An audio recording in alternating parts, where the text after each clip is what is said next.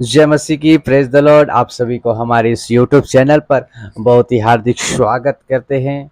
प्रिय भाई और बहनों, कभी कभी हमारे जीवन में ऐसा पल आता है जब हम सोचने लगते हैं कि हम अकेले महसूस करने लगते हैं और हम सोचने लगते हैं कि परमेश्वर हमारी प्रार्थनाओं को नहीं सुनता है। हम सोचते हैं कि क्या सच में परमेश्वर मेरी नहीं सुनता, या स्वर्ग जो है मौन है। प्रिय भाई और बहनों, मैं आपसे कहना चाहता हूँ, परमेश्वर सुनता है क्योंकि वह प्रेम करने वाला पिता है।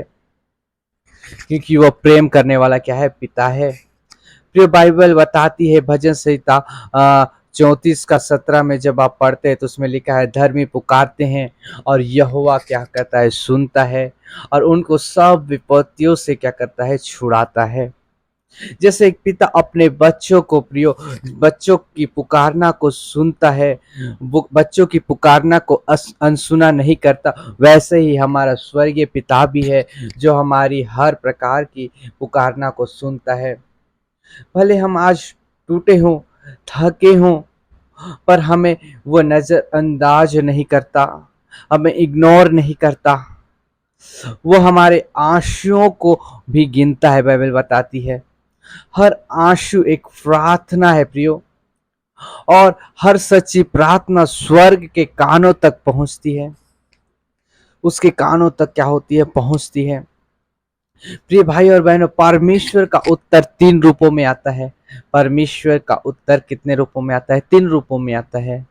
कभी कभी हम सोचते हैं कि परमेश्वर ने हमें उत्तर नहीं दिया, पर सच यह है कि उसने उत्तर दिया है, बस वैसा नहीं जैसा हम चाहते थे। कभी वो कहता है हाँ, कभी कहता है रुको, और कभी कहता है नहीं, मेरे पास इससे बेहतर है।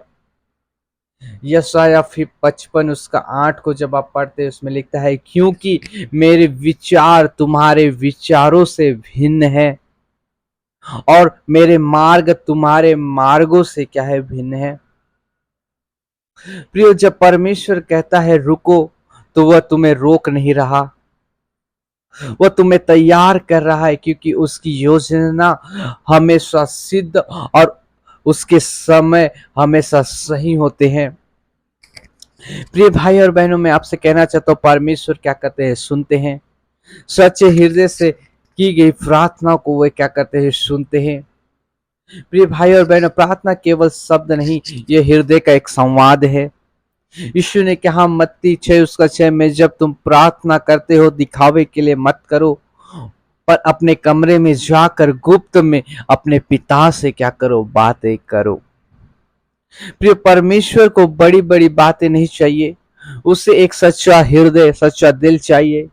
जब हम दिल से बोलते हैं तब स्वर का द्वार जो है खुलता है। प्रियो, परमेश्वर कभी देर नहीं करता। लाजर लाजर की कहानी आपको याद होगी। यीशु ने उसकी बीमारी की खबर सुनी, पर वह तुरंत नहीं पहुंचा। सबको लगा कि अब बहुत देर हो गई, लाजर मर गया, पर यीशु ने कहा, यह मृत्यु नहीं, यह परमेश्वर की महिमा के लिए है। आमीन। भाई और बहनों, जब तुम्हें लगता है कि परमेश्वर ने देर कर दी, तो जान लो वह कुछ बड़ा करने को है, कुछ बड़ा करने वाला है। वह न केवल लाजर को चंगा करने आया, बल्कि उसे मृत्यु में से जीवित करने आया, मृत्यु में से जीवन को देने आया। परमेश्वर की देर में भी एक चमत्कार जो है छिपा हुआ है। हालेलुया। परमेश्वर सुनता है ताकि आपका विश्वास क्या हो? बढ़े। कई बार परमेश्वर उत्तर नहीं देता ताकि हम गहराई से उसे खोजें। मत्ती 7 उसका 7वें वचन लिखता है, मांगोगे तो तुम्हें दिया जाएगा, खोजोगे तो तुम पाओगे, और खटखटाओगे तो तुम्हारे लिए क्या होगा? खोला जाएगा। वह चाहता है कि हम सिर्फ उत्तर के पीछे नहीं, बल्कि उत्तर देने वाले के पीछे चले। जब हम उसके साथ चलना सीखते हैं प्रियो, तो हमारी प्रार्थनाएं क्या होती है, उसके हृदय के अनुसार बनने लगती है, उसके हृदय के अनुसार होती है।